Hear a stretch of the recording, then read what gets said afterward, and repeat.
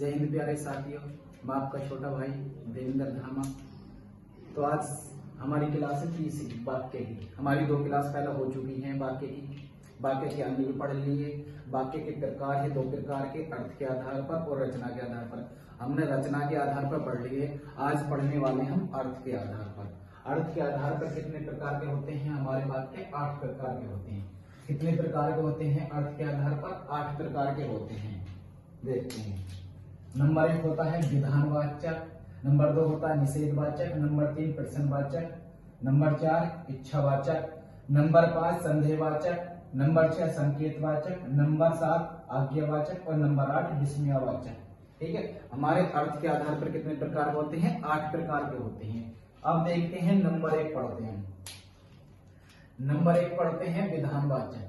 ठीक है, इसकी परिभाषा जिस वाक्य में क्रिया के करने या होने का बोध होता है, जिसका क्रिया का करने का या होने का बोध पाया जाता है, वहां होता है हमारा विधानवाचक। जैसे राजा नगर में आया, ठीक है, तो आने का काम हो रहा है, क्रिया जारी है हमारी। नदी बह रही है, बहने का काम हो रहा है, मतलब क्रिया जारी है, बह रही है हमारी। ठीक है, यह काम का बोध हो रहा है। अमन अभी सो रहा है, अमन का काम सोने का चल रहा है। ठीक है, आगे वो हमारा है निषेधवाचक।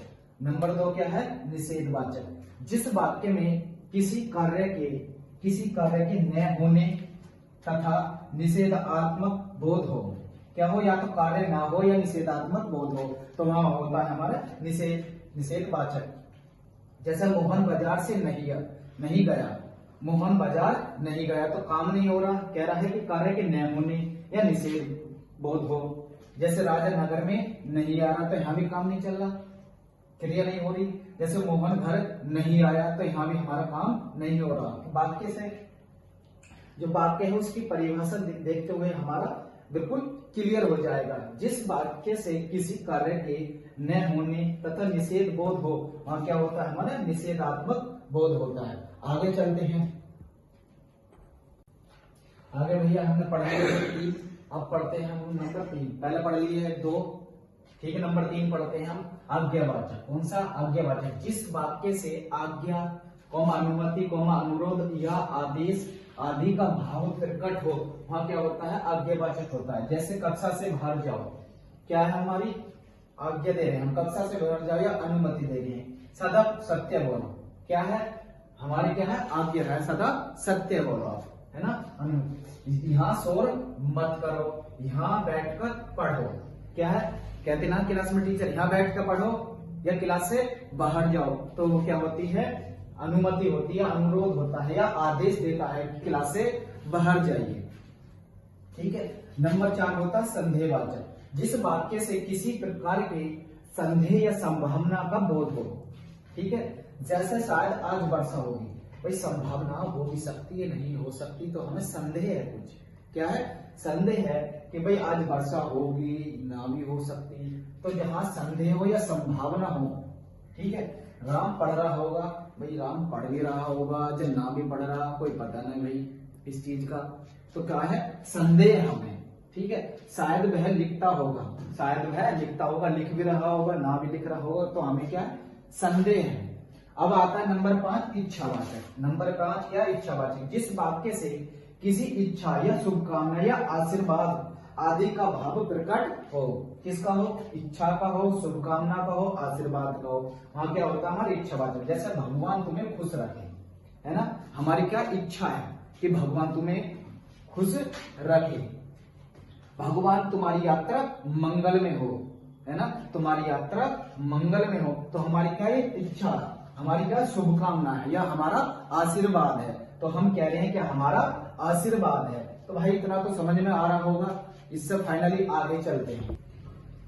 देखो नंबर 5 पढ़ लिया, अब नंबर 6 पढ़ते हैं हम। नंबर 6 क्या है हमारा? प्रश्नवाचक। जिन वाक्यों द्वारा प्रश्न किए जाने या पूछे जाने का क्या होता है? बोध होता है। जहां भाई यहाँ तो प्रश्न किए जा रहे हैं या पूछे जा रहे हैं, वहां क्या होता है? हमारा प्रश्नवाचक। जैसे रवि रोज देर से क्यों आ रहे हैं, तो वहां प्रश्न करा जा रहा है ना।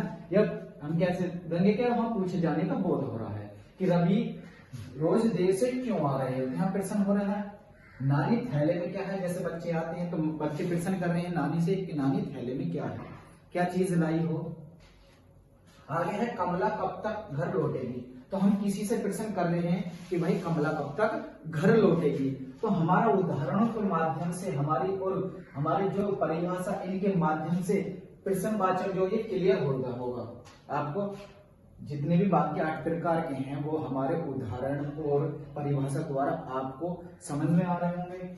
अब है संकेतवाचक, जिन वाक्य से किसी संकेत या एक वाक्य दूसरे वाक्य की संभावना पर निर्भर हो। क्या हो, या तो संकेत हो या एक वाक्य दूसरे वाक्य की संभावना पर निर्भर हो।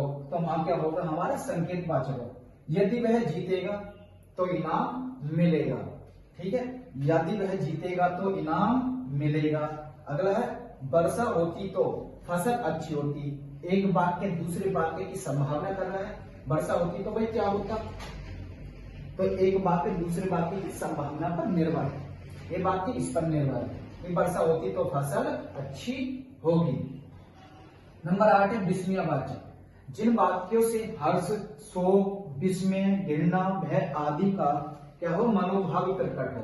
तो वहां क्या होता है, हमारा विस्मयवाचक होता है। जैसे वह कितने सुंदर खिलौने हैं। क्या, वह कितने सुंदर खिलौने हैं। हम इस वाले जिन्हें से भी हम पहचान कर सकते हैं क्या विस्मयवाचक है।